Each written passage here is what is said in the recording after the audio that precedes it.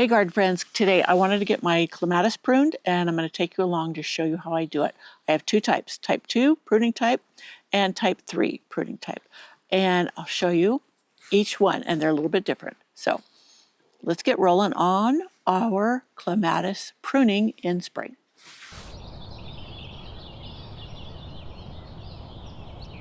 Okay. Hey garden friends, I want to step in here really quick. As I was editing this video, I noticed that it's really kind of all over the place and I wasn't going to post it thinking, you know, it just didn't run smooth.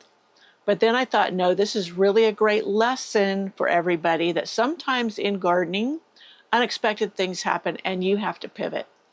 And that's okay. That works as well.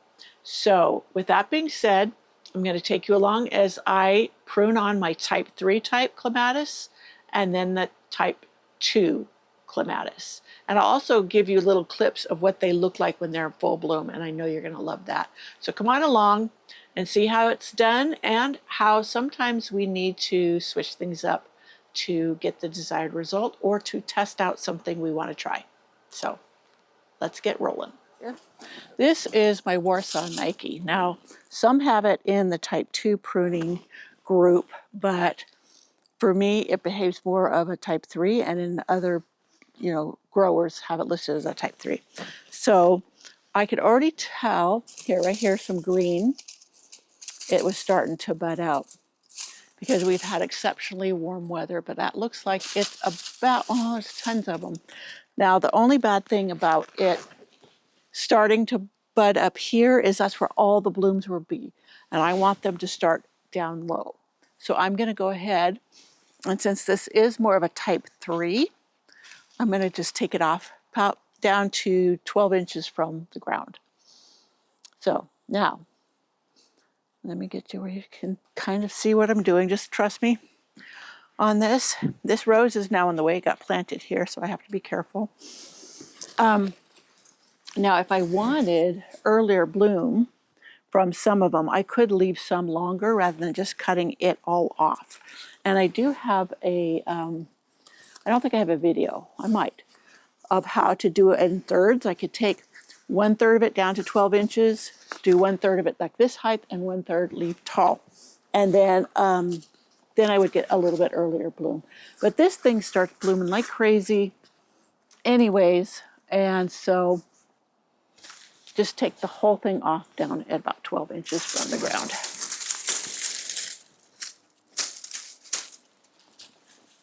Now, so the choice is yours, of course, what you would want to do with it. Gnarly pine cone in there.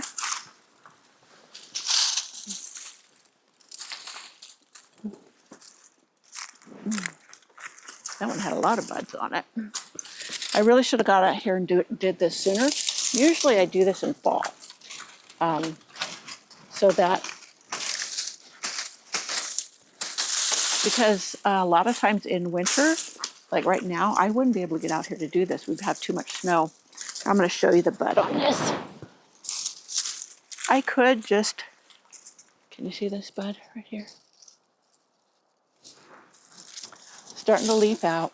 So I waited way too long, even knowing it was so warm, but because I'm not used to doing these during this time of year, you know, it just, I didn't even consider it. Or if I did, I had just too busy doing other things. Now I can decide to see if I want to leave some of them. Like this one is coming from way over there. I could leave some of it and maybe just cut back like all the dead leaves and see how much earlier that part blooms. But as I said, normally I just take it down to 12 inches from the ground. Am I in the way? Yeah, I'm in the way. Let me move the camera. Because I'm not on flat surfaces anytime, there's hills and stuff, I have a hard time positioning my camera for you. It would be so much easier if I just lived on flat ground. But that is not the way in the mountains. Okay, so you see this big mass of roots down here.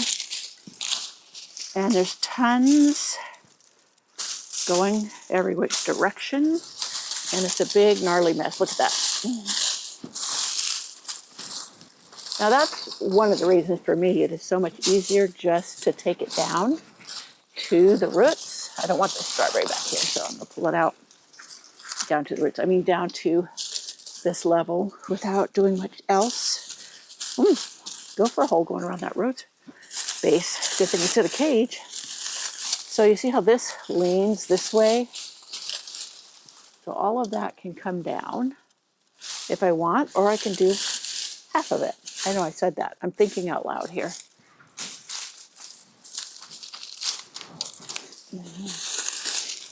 Well, I'll take this part down.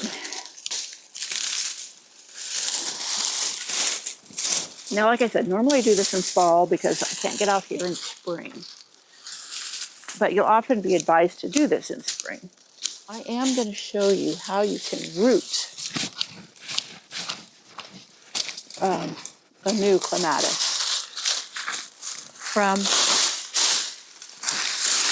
one of the vines. You just air layer it, but it's kind of fun to do it and then show the progress. Okay, what is this one? I know I'm not very organized with this because I'm kind of hating to cut off the earlier blooms, but that's just where I needed to be more cognizant. Okay, so I left a few. You see this? I left a few, and normally I don't. But I didn't want to lose some of the early blooms that I was going to get. Now, I'm going to take you up to, let me turn you up, look up here.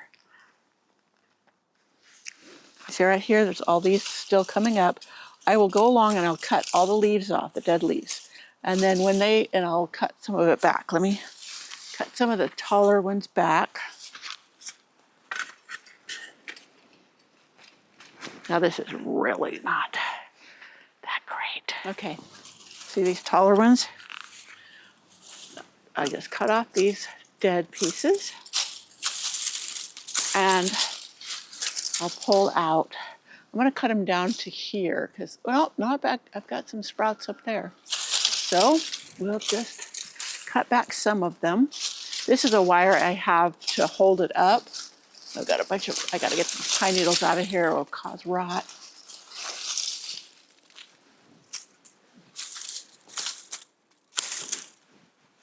But I'll go along and I'll just remove all those dead leaves. So I'll show you how I prune my type 2 ones, which is not really that much different, but I'll show you better. I think I'll show you better. So this one is one of my type 2 pruning types. Can you see the little green bud? I'm just going to clean it up from all these long ones that are going way down there. I don't need those because I don't have anything higher for it to climb up. So the ones way out here, I will, see that one's got a little bud on it. And I'll take you around to the front to see what it looks like here in a moment. But you just clean it up. Now I had pruned this last summer after it had bloomed in June. And then this is where it regrew this far and rebloomed lightly. It doesn't bloom very heavily compared to the first bloom, but it's still a rebloom, which normally if I had waited to prune it hard like that in spring, which is what many others do. In spring, they'll just come in and prune it down like I did the number 3, just right down to the ground. I'm trying to figure out, I didn't bring my bucket. So let me see if you can see up further. Got the glare going on here, guys. Sorry about that.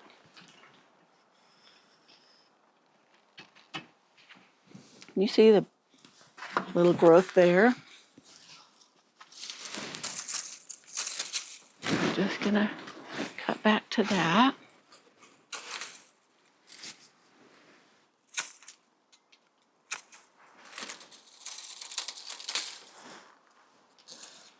And this is tedious work, really. But you take a few minutes here and there, come out, and especially when like the sun is shining, like today, it's really nice to get out here and have a little easy task. Nothing too taxing that you can do. Just enjoy being outside in the sunlight. And you know, you can go past, I mean, I'm cutting to these little buds coming out, but you can cut past them. If you want to cut it shorter, that works too. And yeah, I could, only because that would be desirable, because it's going to grow, throw out more shoots going up, and I don't have anything higher than this. I could put maybe a trellis up on the post, and that would help. But I kind of like it the size that it is. I don't need it any longer. Let's go around to the front of it and I'll show you what it looks like from there.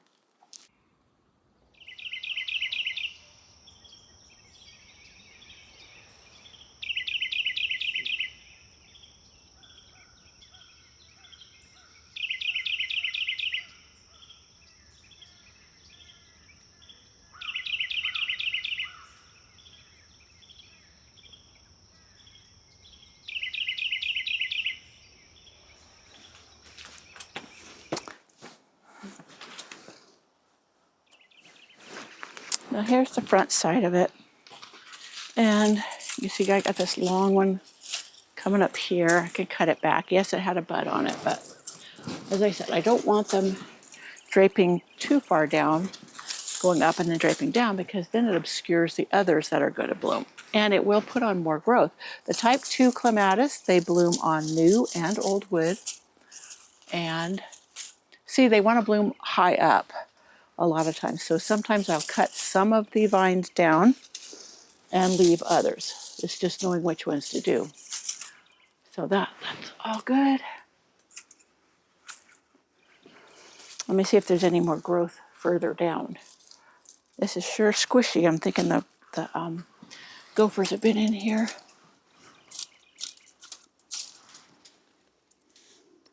Okay. Wow, with all this sunshine, I've really got some weeds starting to come up here. Oh yeah, I've got growth down here too. So we're all good. Whoops, there's one. That got cut. Let's see this one. Yeah, that one's got growth on it and it's climbing up the porch rail. All right. But just trim off the dead, then you can kind of see what's coming along. And then when it does bloom and have new green leaves on it, they're not detracting from it. Okay, that's one of those. Now you got to be careful. The vines are very brittle. And boy, is that sunshine so toasty. It feels so good.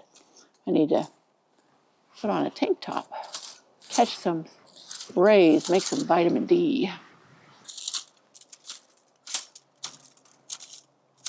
Oh yeah, see right there at the break point, it's getting ready. So I'm not going to bore you to death because it's a tedious job. It takes a while. Just do a little bit at a time. But also you could do the same as you do with the type 3 with these. You can just cut them off 12 inches from the ground. You'll just get blooms later, and you may not have the opportunity to get a second bloom from them. So it's all a matter of choice. There's no really one right way. It's whatever option you choose. And that's it. The type 3s mostly bloom on new wood, and that's why you're able to just cut them down and get the blooms. And that's why the Warsaw Nike can be considered either type 2 or type 3. One thing about the Warsaw Nike is it blooms so long, at least it does for me, that you'd swear you have months of bloom. These others, they bloom earlier. They probably bloom 1 month, and then they're done, cut them back, and they'll rebloom towards the fall. But it's just not as big a bloom, but it is a bloom. So that, my friends, is my simple clematis pruning that I do in the spring.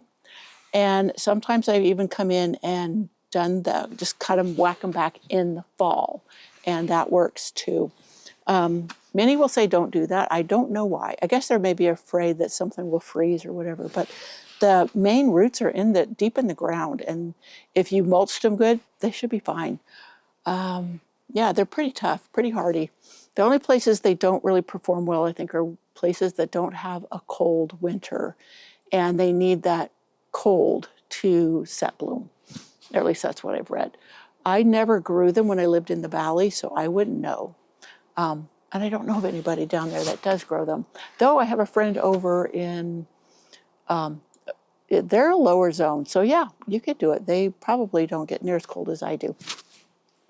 So we'll see. It's trial and error. Always give it a try. So I'll see you in my next video. And I'm sorry this was kind of disjointed.